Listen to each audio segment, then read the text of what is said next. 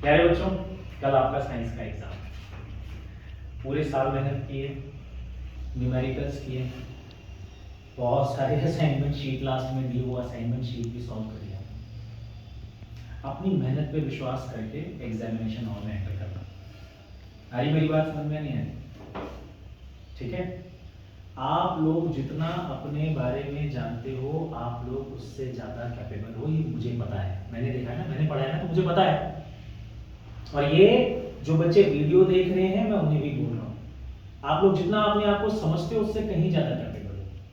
तो अपनी कैपेबिलिटी पे डाउट नहीं करना, पेशेंस रखना है, पीसफुल रहना है एग्जामिनेशन हॉल में, अकबकाना नहीं कि भाई अगर कोई मतलब ऐसा कुछ ना, नहीं तो मैंने कितनी बार किया, कई बार अच्छा सा आता हुआ क्वेश्चन भी गलत कराते, तो बहुत ज़्यादा एक्साइटेड नहीं रहना, बहुत ज़्यादा पीसफुल रहना है, बहुत ज़्यादा पेशेंस के साथ आंसर लिखना है, कॉन्फिडेंस लेकर के एग्जामिनेशन हॉल में जाना है कि भाई मैंने बहुत सारे न्यूमेरिकल्स किए हैं, कई बार रिवीजन करी है, बहुत सारे कॉन्सेप्ट्स पढ़े हैं, उनको लगातार कई बार रिवाइज किया है ना।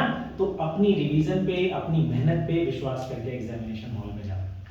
और मुझे पूरा भरोसा है कि आप लोग कल फोड़ के आओगे एग्जामिनेशन हॉल में।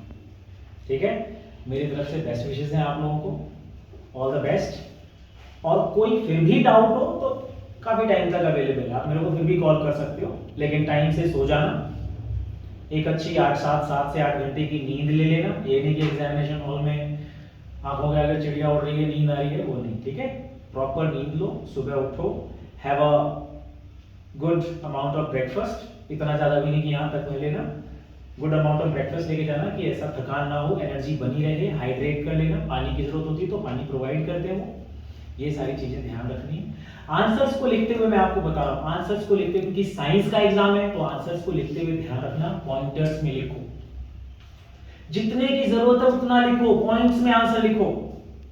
समझ आ रही बात? ये सुनो, यस सर। हाँ, तो पॉइंटर्स में आंसर लिखने हैं आपको, बहुत बड़ा बड़ा पैराग्राफ बनाने की जरूरत नहीं है, काम की बात लिखो, आगे बढ़ो। ठीक है ना, बहुत बड़े बड़े पैराग्राफ पढ़ने में कोई इंटरेस्टेड नहीं होता। तुमसे कुछ पूछा, पॉलिनेशन पूछा, पॉलिनेशन बताओ, एग्जाम्पल पूछा, एग्जाम्पल बताओ, बस।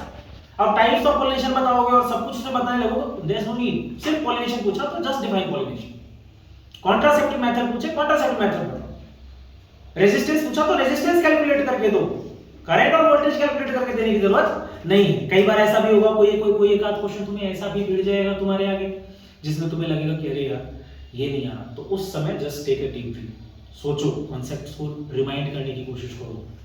रास्ता, जैसे ये वाला क्वेश्चन अभी हम कर रहे थे तो अटके, लेकिन सर्किट को दोबारा एनालाइज करा हमने, तुम्हें क्या देखा कि अरे 2 एम्पीयर का करंट इधर से जा रहा है ना। तो इस ऐसे क्वेश्चंस में अगर फंस जाओ कभी, ये ऐसा होना नहीं चाहिए, होगा भी नहीं, मुझे पता है, बहुत इजी पेपर आएगा तुम्हारे लिए, लेकिन अगर फंस जाओ तो टेक अ डीप ब्रीथ, फिर से उसको एनालाइज करो और फिर दोबारा उसको करने की कोशिश करो। बस इसी मैसेज के साथ मैं आप लोगों को शुभकामनाएं दे रहा हूँ।